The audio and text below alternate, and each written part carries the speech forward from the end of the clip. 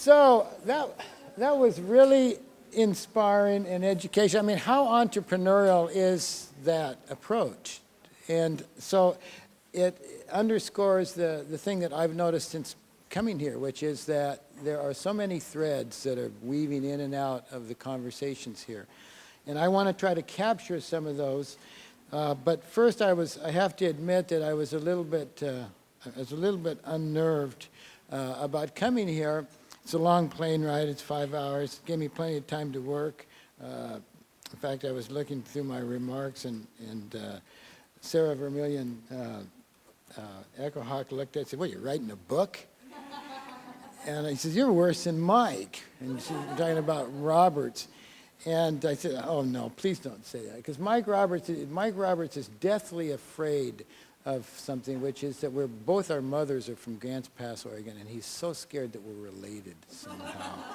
And so I'm doing genealogical research as we speak to determine if, in fact, I have something that I can hold over him. So I expressed my reservations about what I might say today to Jonathan, and he said, "Oh, just tell stories." And I said, "Well, okay, I'll do that." So here's a little excerpt from a story that is in our second curriculum called Indianpreneurship, Growing a Business in Indian Country. It's designed and being beta tested now at Confederated Tribes Umatilla Indian Reservation. And it's designed as a peer mentoring, coaching, and educational experience for existing business owners. And we are just writing the chapters as we speak. Autumn Rainmaker was a dreamy type. She never planned anything. She just let things happen in her life. She just did what she fancied and let life take care of the rest. Being open to the universe, that's what Autumn called it. Being a free spirit is how her mom described Autumn. Space cadet, that's her dad. That was before culinary school. Autumn decided on culinary school. You say culinary or culinary? Culinary school. The way she decided on everything back then. She didn't pick it, it picked her. Autumn had just been dumped by Dallas Brings Yellow. She was walking back to her apartment from school thinking that his name should be Dallas Leaves Yellow. When she turned the corner and saw this group of people about her age standing in front of the culinary school having a smoke break. The students were gathered in small groups with their white coats and aprons. They all had tall white chef's hats on and thermometers in their pockets. Autumn liked the hats. A young man named Jeff was standing in the middle of the sidewalk. His curly red hair was sticking out of the sides of his chef's hat.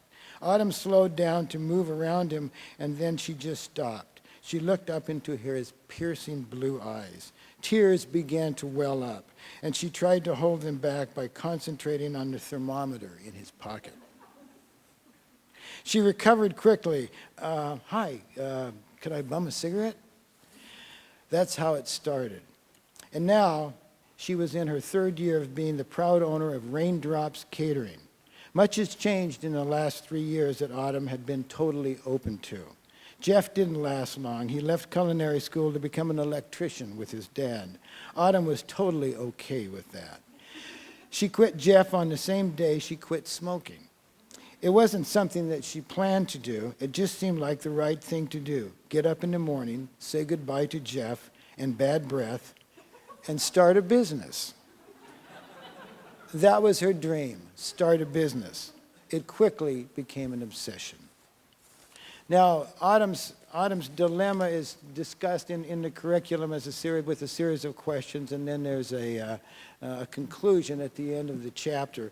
And we use these stories in our curriculum just as we use, and you'll notice, and I'm doing little 30-second spots here, that we do in our DVD, which are actual vignettes of real entrepreneurs from reservations in Oregon and Washington. And these are 4- and 5-minute conversation starters. And we created these so that the entrepreneurs could also use them as files to put on YouTube or whatever other marketing devices they may have. I may just set that up. No, it's fine. It's an incredible honor to be asked here. It was an incredible honor to be honored by Honoring Nations in 2005 and then to be invited to come to speak to you. It's very special since when I walked in the room, I saw lots of good friends, some very old-time colleagues, not old colleagues, speaking of Anton Minthorn, and even family. Robin Butterfield is a first cousin. I'm married to Robin Butterfield's first cousin. That would be my wife. And I see Robin left, family. Well, you can't pick your relatives. But as soon as I walked in, the energy and the camaraderie was palpable, and I felt immediately comfortable. And I think we all owe that to the spirit that Honoring Nations staff and board bring to this event. And I want to thank Megan and Amy very much. That's very special, because it doesn't always happen to me when I walk into a room of Indian, especially of Indian people. But I'm struck with the notion that of these threads as I got back, just the things that we learned today from this panel about the entrepreneurial way that these social enterprises are approaching what they do to serve the community. I also learned that in this group, all you have to say is shack up, and you get an immediate rise. So I've learned that. So I'm trying to find a story that has shacking up in it. I guess I did. I mean, actually I did, didn't I? Some of these concepts that were introduced by the structure of the symposium itself, and then what we've heard since, are really quite incredible, the way they weave together.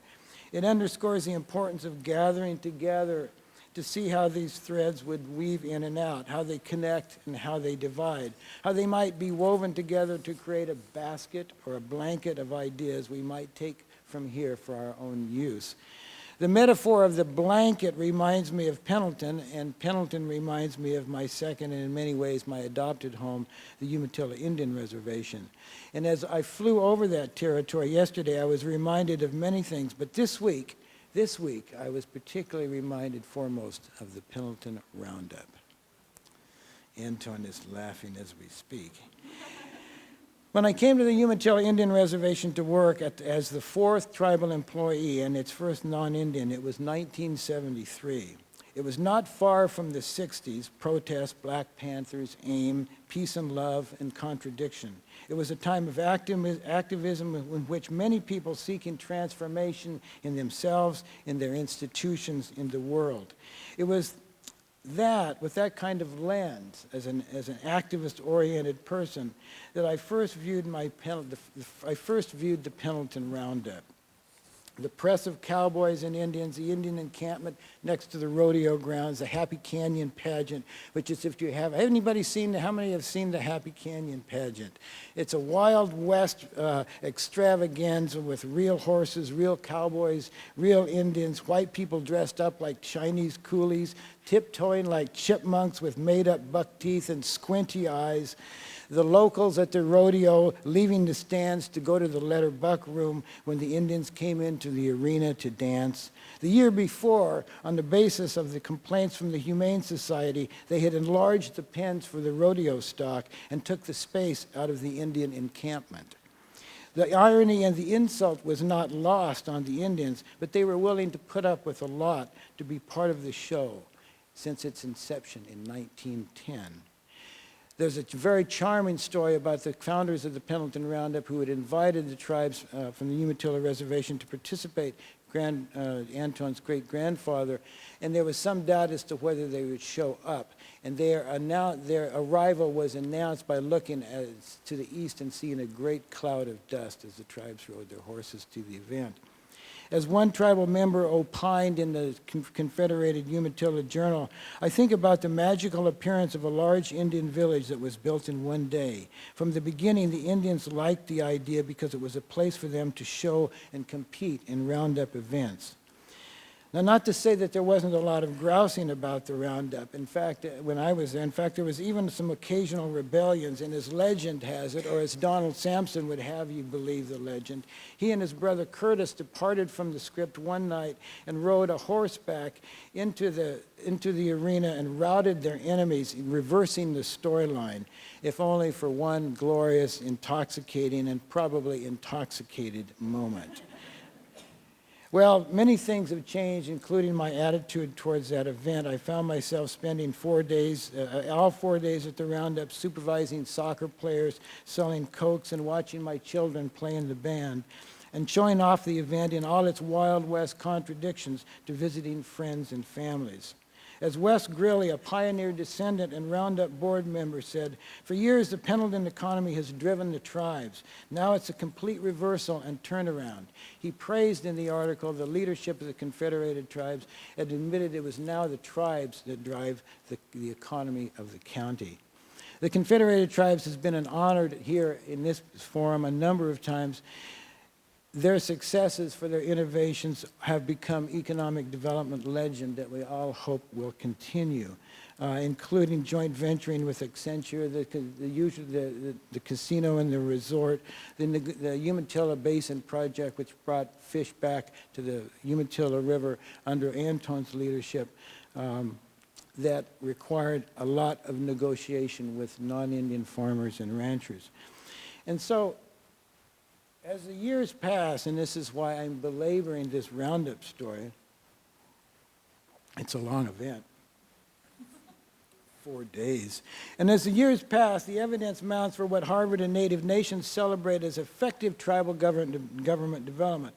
I come back to a very uncomfortable truth that a large part of the Umatilla story, at some level, has something to do with that damn Roundup. Why? Because if I were to make my own list of what are critical elements to effective tribal government, it would be the number one on that list would be the extent to which the members and leaders are willing to engage and learn from what organizational development people call boundary spanning, what we call walking in two worlds. The Roundup, near 100-year-old institution now, has built traditions and, most importantly, relationships. Armin Minthorn, board member and religious leader, says it's important that we continue to support the Roundup because we share the same tradition with the people of Pendleton. It doesn't matter what race of people we are, tradition is tradition. Admittedly, it took money in the acquisition and assertion of sovereignty and power to bring these transformations in behaviors, and notice I say behaviors and not attitudes. But CTOIR, or Confederated Tribes, has reclaimed its position of authority in the region by being effective boundary spanners, negotiators, listeners, and watchers. The last 35 years has been quite a rodeo. It has been truly transformational. And the changes that I've seen in this time span in tribes all across the country has been inspirational, but also excruciatingly painful. And I think many tribes have entered a new and potentially even more transformative period as we speak, one that has planetary consequences. And believe me, I wrote this before we had the Chief Lyons and Manley's comments, but I was so delighted to be affirmed in something that sometimes I'm accused of being overly optimistic or romantic. Because what I often say is that the future of the planet is in the hands of the Indians. Because of the principles common to indigenous societies that hold the interests of the land, the water, and all creatures as generally equal to people's interests, Native American models for economic development hold great and probably the most promise for long-term sustainability. Indian country has a unique opportunity to develop new economic forms and systems that combine communitarian value systems with capitalistic competitive forms of commerce.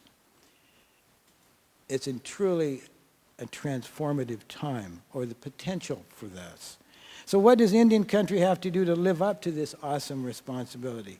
Well, first of all, tribes and communities don't have to do anything. Since when did such a daunting challenge fall upon those who had so little to do with our planetary fall from grace?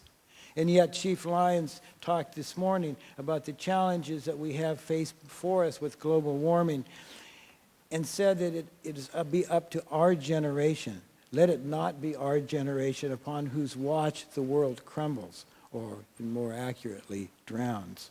We need a lot of help. Global crises require extraterrestrial assistance. Manley Brigade challenged us with a question about how do we integrate spirit, the spiritual, into the revitalization process. The notion is a very important test of our capacity to be a planetary savior. There are many similar tests we could all pose for measuring effectiveness for this role. How do we educate? How do we treat our elders? How do we treat our fellow species? These are all good tests. Here's another one, and finally to the point of my presentation.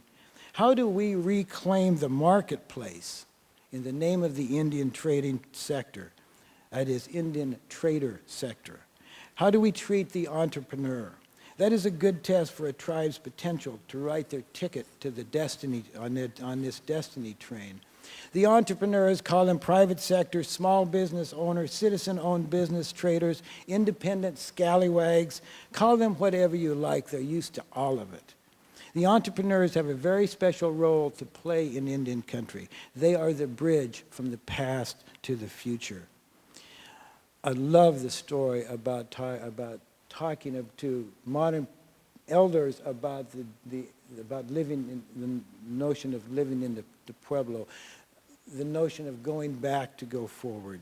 Entrepreneurship was culturally, socially, and economically a part of the fabric of the community, inseparable, like the first strands woven into a structure of a basket, built to hold roots or berries or dried salmon. If we are ever going to have a world that is in balance again, the entrepreneurs have to play an important part in achieving and keeping that balance. So how do tribal governments and tribal communities support entrepreneurs in the community, especially the autumn rainmakers of the world?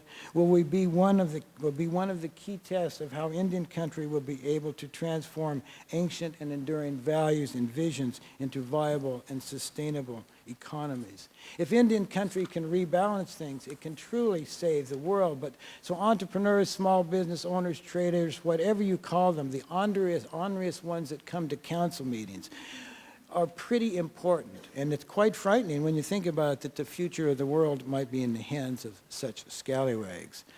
Mike Myers, my favorite Seneca philosopher, has issued similar challenges for us. In reclaiming the marketplace, he says we must infuse enterprise with spirit. For spirit is the source of all innovation, all creativity, the spirit of enterprise. There is much to be gained. Small business is primarily family business. Extended families are the basic cultural, social, and political units in Indian country, no matter how problematic they may be. Small business ownership is shown to be a very effective way of accumulating assets. Therefore, support and growth of family-owned business strengthens the fabric of this society. Small business owners are the reservoir of what we now call social capital. As you know, in pre-contact times, there were all kinds of clans and systems to create events, to support culture, to support the doings of the work of the people. Many of those institutions have been destroyed. We're now seeing in transformational way through the creation of chambers of commerce, the organization of entrepreneurial activity, a renewal of that kind of social capital. Unfortunately, from the entrepreneur's point of view, the focus has been on tribal enterprise, often at the expense of citizen-owned enterprise.